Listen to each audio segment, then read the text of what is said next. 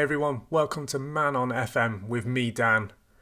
This is a new series where I expand from the worst player with the biggest potential. If you haven't seen any of these videos, I will put a link in the description. So yeah, this will be very similar but with a little twist. There will be two players, same attributes, same age, same player traits, and same current and potential ability. But one will go through the academy ranks at Chelsea, the other will be fast-tracked into the first team and play the world-class players. We will test to see which is the best way to get the best out of a young wonder kid. I will explain further as soon as I transition into the game. Hold on 1 second. So here we are at Chelsea, and this is the responsibilities for the staff. I have set Thomas Tuchel as my assistant manager, so he's going to lead all the general training, the individual training, and any tactics for the games. This is the first team, so I've called my guy Freddy Fast Track, and he will be the striker in the first team. And as you can see here, he's got ones in everything but determination, work rate, and natural fitness. I've made these 320 because I want to get the best out of them, and as someone pointed out in the comments, natural fitness at 20 will make them carry on throughout the whole season. Determination to get better and the work rate to do it as well, which would be perfect. So a little bit different to the last series, but it's just a little tick here in the graph. A little bit higher, not a little circle like it was in the last one with Ron Pickering. Then we have the academy at Chelsea, the under-18s. I've made a guy called Aaron Academy.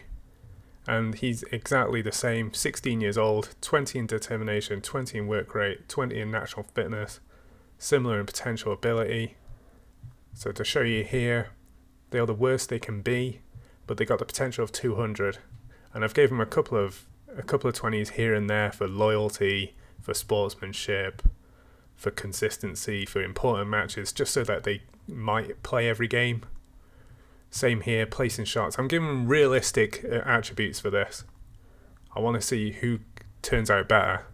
So here we are as a quick comparison between the two. I've made one left-footed and one right-footed. I don't know why, I just fancied it.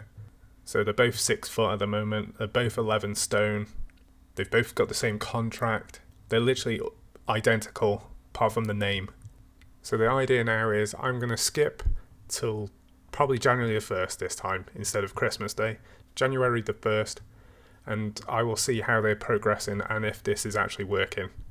I'm not 100% sure I can make Aaron Academy play every game because I'm not the manager of the under-18s, but we'll give it a go. So bear with me guys, I will be with you shortly in January the 1st, 2022. So here we are at the 1st of January 2022, and it's not looking great for Chelsea. What a complete contrast to the Man City one I did in the previous playlist. Chelsea are bottom of the league with only 11 points. What I can see here is Freddy Fast Track is their top goal scorer with 4 goals though, which is a good sign. It means it's working, just not well. So let's just quickly have a look at the competition screen. They haven't started the Club World Cup yet.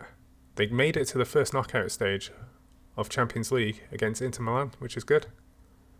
They won the European Super Cup, and they are in the FA Cup against Luton, but they were knocked out by Forest Green in the Carabao Cup.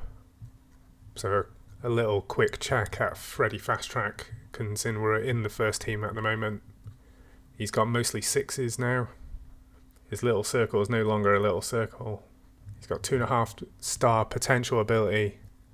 A young prospect way off first team level. I wonder why. Let's have a look at his reports here. Works really hard for the team, very consistent, professional individual, has improved a lot in the last 3 months. He's been extremely poor in the last few games, and like the other series, apparently he's championship level. Interestingly, down the bottom here, Aaron Academy apparently is higher than Freddy Fast Track. So let's check this guy out. So again, he's a lot of 6s and 7s, couple of 7s in this one. But let's have a look at a proper comparison with these two guys. So the only noticeable thing is Aaron Academy has lost some weight, whereas Freddie Fast Track has gained some weight. Freddie has played 26 games, 4 goals, 0 assists, 1 yellow card, with a 6.42 rating. We can't see Aaron's because obviously it's not been the first team, but I'll quickly just check right now. So we're looking down the bottom here. He's played 32 non-competitive games and 23 goals, 5 assists, 2 player of the matches with a 7.23 rating. So he's doing better. He's having a better season than Freddie, even though he's not in the first team. So a quick look at that attribute comparisons. It's in favour of Aaron at the moment, which surprised me.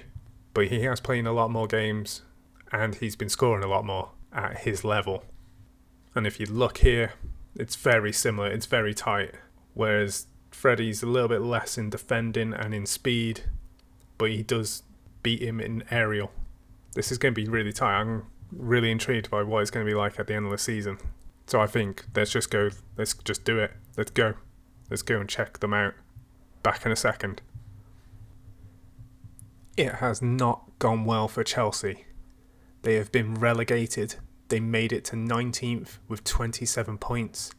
And I forgot to mention that for this experiment, I have to make myself unsackable. So Chelsea have to put up with me being terrible as a manager by putting a 17-year-old up front. They were knocked out by Inter Milan in the Champions League first round, and they were knocked out by Hull City in the 4th round of the FA Cup. It's not been a great season for Chelsea, let's be honest. But how has our guys been doing? Let's find out. So here we are looking at Freddie, our first team fast track player, and his attributes are doing really well, considering. He's got a 3-star potential ability now. He's got loads of greens with 6s, 7s, a 10 in marking, a 10 in decisions, a 10 in vision, a 10 in off the ball, loads of 9s for his physicals. He's doing really well. And below here, he played 7 games in the Champions League with 2 goals. He played 36 games in the league with 4 goals, with a 6.35 rating, a 6.57 rating for Champions League. He's played a lot of games this season. Let's just quickly check his potential ability.